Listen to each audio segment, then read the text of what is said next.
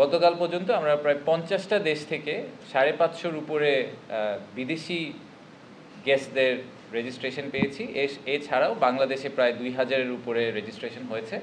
তো আমরা অবভিয়াসলি বিদেশিদেরকে একটু প্রায়োরিটি দিব যখন তাদেরকে আমরা অ্যাকোমোডেট করার চেষ্টা করব, যেহেতু ওনারা দেশের বাইরে থেকে আসছেন। বেশ কিছু স্পেশাল গেস্ট আসছেন আমাদের, যারা অনেক বড় বড় অর্গানাইজেশনের সিইও বা প্রেসিডেন্ট পদে আছেন।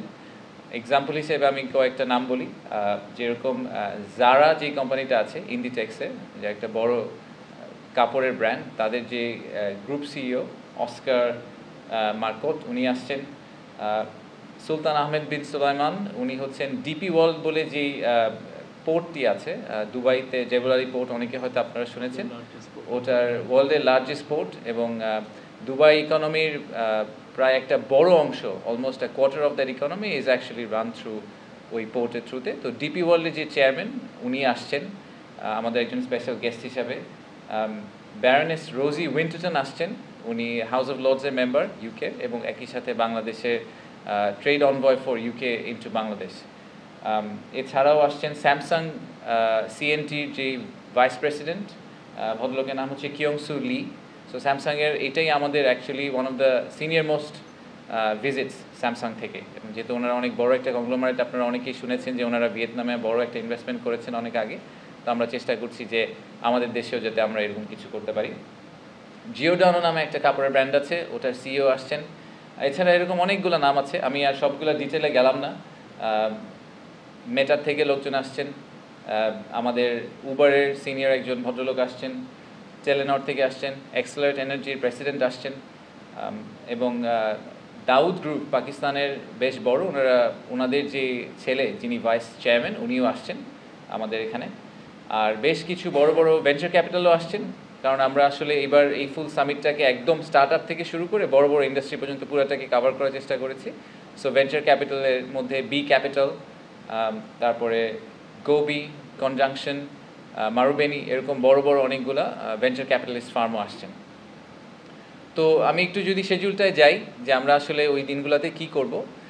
প্রথমে 7 তারিখের কথাটা বলি। 7 তারিখে আমরা বড় যারা ইনভেস্টর, যারা ম্যানুফ্যাকচারিং বা এই ধরনের জিনিস নিয়ে চিন্তা করছেন, তাদের জন্য আমরা চট্টগ্রামে একটা ভিজিটের আয়োজন করেছি।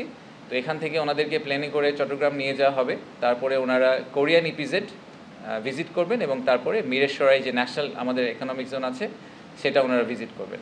তো আপনারা কোরিয়ান ইপিজেডের কাহিনীটা অনেকেই জানেন যে আমরা ইন্টারিম গভর্নমেন্ট আসার পরে ওনাদের প্রায় 12-14 বছরের একটা বড় চ্যালেঞ্জ, ল্যান্ড রিলেটেড একটা সমস্যা ছিল, যেই কারণে ওনারা অনেক ইনভেস্টরদেরকে মিস করেছেন। সেই ইস্যুটা সলভ করে দিতে পেরেছি, এবং এটার কারণেই কিন্তু ইনফ্যাক্ট কোরিয়া থেকে এবার 26 জনের একটা বড় ডেলিগেশন আসছে, এবং মেজরিটি আসলে কোরিয়ান ইপিজেডের যে আমাদের প্রেসিডেন্ট আছেন কি হাকসান, ওনার পুশেই আসলে আসছেন, ওনার ইনফ্লুয়েন্সে আসছেন। সো আমরা এটাকে একটা খুবই পজিটিভ আউটকাম হিসেবে দেখছি। ওনারা সবাই ইন্টারেস্টেড বাংলাদেশে ইনভেস্ট করার ব্যাপারে।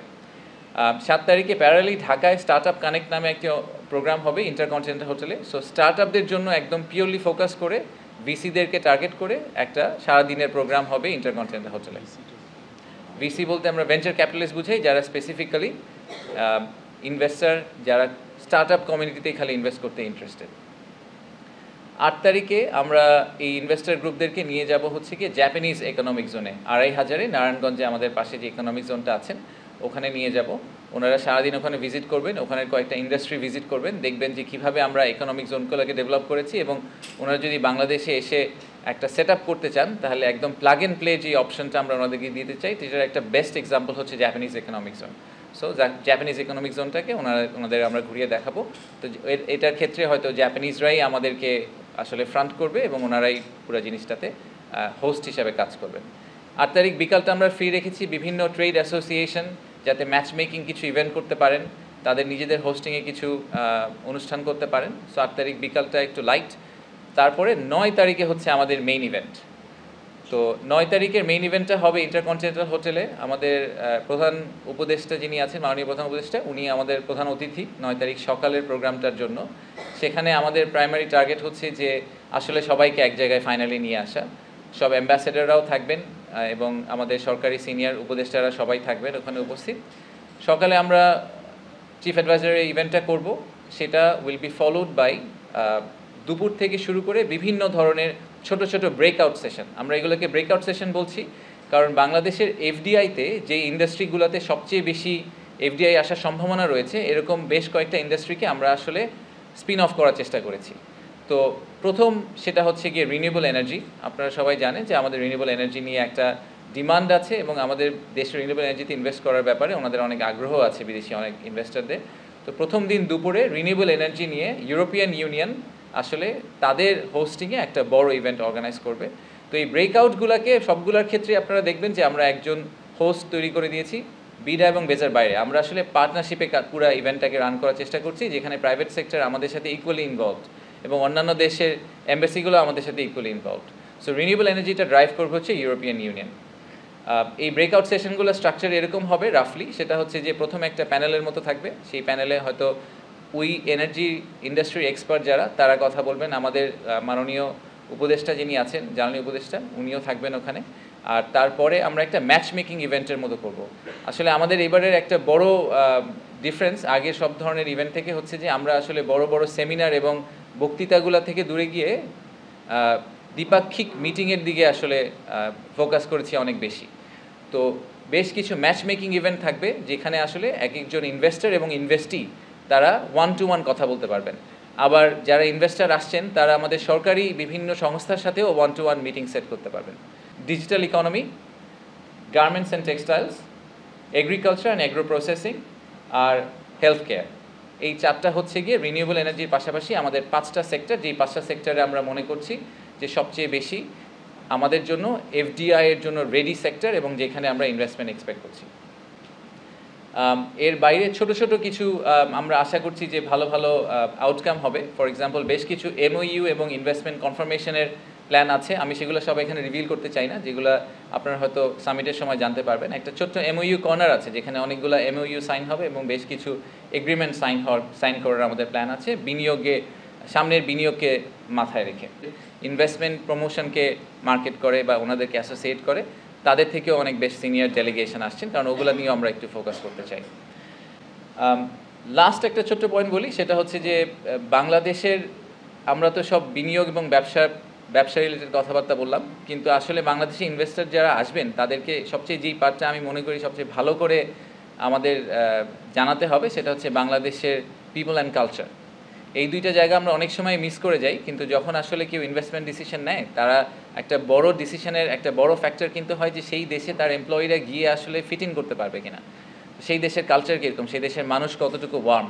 তো 9 তারিখ রাতে আমরা আসলে একটা ইমার্সিভ এক্সপিরিয়েন্স দেওয়ার চেষ্টা করব আমাদের ইনভেস্টরদেরকে। আমরা মিনিস্ট্রি অফ কালচারাল অ্যাফেয়ার্সের সাথে একসাথে কাজ করছি, মিউজিক, ফটোগ্রাফি, ফ্যাশন, এই সব কিছুকে মিলিয়ে আমরা একটা এক্সক্লুসিভ ইভেন্ট করার চেষ্টা করছি যেখানে আমরা তাদেরকে একটা জার্নির ভিতর দিয়ে নিয়ে যাব যে বাংলাদেশের রুরাল টু আরবান যে পপুলেশন তাদের যে কালচারাল মুভমেন্ট এবং আমাদের যে এভলিউশন হয়েছে কালচারাল সেটাকে ওনাদেরকে এক্সপিরিয়েন্স করানোর জন্য। যে আমাদের টার্গেট হচ্ছে স্টার্লিং করার পিছনে অনেকগুলো কারণ আছে, তার মধ্যে একটা বড় কারণ হচ্ছে যে ইন্টারনেট আউটেজ আমাদের লাস্ট এবার হয়েছে সেটাকে আমরা হতে দিতে চাই না বাংলাদেশে।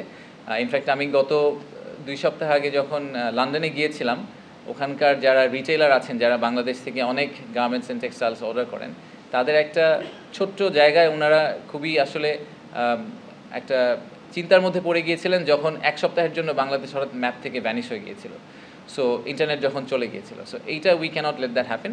বাট এটার পাশাপাশি আমি পার্সোনালি ফিল করি যে ফ্রিল্যান্সিংয়ের পয়েন্ট অফ ভিউ থেকে এবং আমাদের রুরাল লেভেলে ইকোনমিকে যদি আমরা গ্যালভানাইজ করতে চাই তাহলে ওই সব জায়গায় যখন আমরা ইন্টারনেট কানেক্টিভিটি দিতে পারবো সেক্ষেত্রে হয়তো Starlink will be very helpful. তো এটা নিয়ে আমরা অনেকগুলো সংস্থাই একসাথে স্টারলিংকের সাথে কাজ করছি, আপনারা জানেন। তো আমরা ডেমো ডে হিসাবে 9 তারিখে আমরা স্টারলিংককে ইউজ করব। সো ইনভেস্টমেন্ট সামিটের যে প্ল্যানারি ইভেন্ট, মেইন ইভেন্ট যেটা হবে ইনগ্রেশন সেরেমনি, সেটা উইল বি এয়ারড লাইভ ফেসবুক, সব ধরনের সোশ্যাল মিডিয়াতে আমরা এটা লাইভ এয়ার করব। এবং বাট ইনগ্রেশন সেরেমনি ওই প্রেমিসটা ইন্টারকন্টিনেন্টাল হোটেল 9 তারিখে will be powered by Starlink. So যারা ওখানে যাবেন এবং যে প্রোগ্রামটাকে এয়ার করা হবে পুরাটাই আমরা স্টারলিংক দিয়ে আসলে এয়ার করার চেষ্টা করব। সেটা আমাদের ফার্স্ট টেস্ট কেস বা ডেমো ডে হবে। দেশ নিয়ে দেশের বাইরে থেকে গুগল করলে যেই ভিউটা পাওয়া যায় সেই ভিউটা আসলে not necessarily the right and balanced view. অনেক সময় আমি অনেক ইনভেস্টারের কাছে শুনেছি, আমি আগে প্রাইভেট সেক্টরে ছিলাম, প্রথম যখন তারা বাংলাদেশে ভিজিট করেছেন, ভিজিট করার পরে ভিজিট শেষে বলেছেন যে বাংলাদেশ সম্বন্ধে তার ধারণা কমপ্লিটলি পাল্টে গেছে, কারণ তারা কখনোই জানতেন না যে বাংলাদেশ আসলে এরকম একটা দেশ। তো তাদেরকে আসলে বাংলাদেশে ফিজিক্যালি ল্যান্ড না করালে তাদেরকে আমাদের জেনুইন ভিউটা দেওয়া খুব ডিফিকাল্ট। বাংলাদেশ পারফেক্ট এটা আমরা কখনোই বলিনি যে বাংলাদেশে সব কিছু একদম ঠিকঠাক, বাট বাংলাদেশ যেরকম সেরকমটা ওনাদের আসলে ক্লিয়ারলি জানা দরকার। সেটা জানতে হলে ওনাদেরকে ফিজিক্যালি আনতে হবে। তো সেটাই আমাদের টার্গেট, যে ওনাদেরকে এনে আমরা জেনুইন ট্রু ফিলটা দিতে চাই, যাতে ওনারাও আবার এই দেশ থেকে ফিরে গিয়ে ওনাদের কলিগ, ওনাদের বন্ধুবান্ধবকে বাংলাদেশের এই সত্যিকারের যে গল্পটা, এই গল্পটা বলতে পারেন। আর এখান থেকে আমরা আশাও করছি যে একটা সুন্দর পাইপলাইন তৈরি হবে ইনভেস্টমেন্টের। সেই পাইপলাইনটাকে আমরা বিডা থেকে খুব সিরিয়াসলি ট্র্যাক করব এবং ট্র্যাক করে চেষ্টা করব সেই পাইপলাইনগুলো ম্যাটেরিয়ালাইজ করে বিনিয়োগ বাড়ানোর জন্য।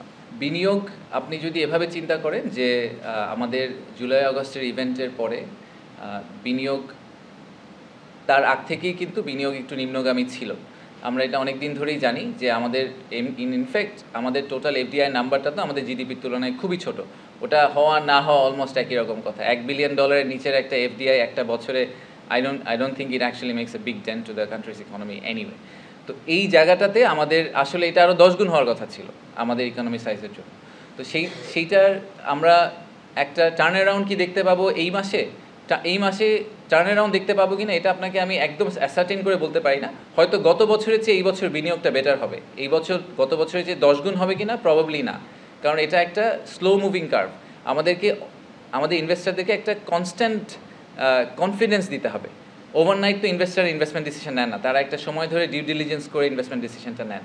তো ওনারা যদি এখন থেকে ডিউ ডিলিজেন্স করা শুরু করেন, আমরা আসলে যেটা করতে চাচ্ছি এই সামিটের থ্রুতে, যে আমরা একটু জেনুইন লিড জেনারেট করতে চাচ্ছি, যে যাদেরকে আমরা বলবো যে দেখেন আমরা এই জুলাই আগস্টের পর থেকে ইনভেস্টমেন্ট ক্লাইমেটকে ইমপ্রুভ করার জন্য এবং একটা লেভেল প্লেইং ফিল্ড তৈরি করার জন্য আমাদের বিদেশি ইনভেস্টরদের এই চেঞ্জ আমরা এনেছি, এই রিফর্ম আমরা করছি। এবং সেই কারণে আমরা মনে করছি যে বাংলাদেশ একটা বিনিয়োগ গন্তব্য হিসাবে আগের চেয়ে অনেক বেটার একটা ডেস্টিনেশন।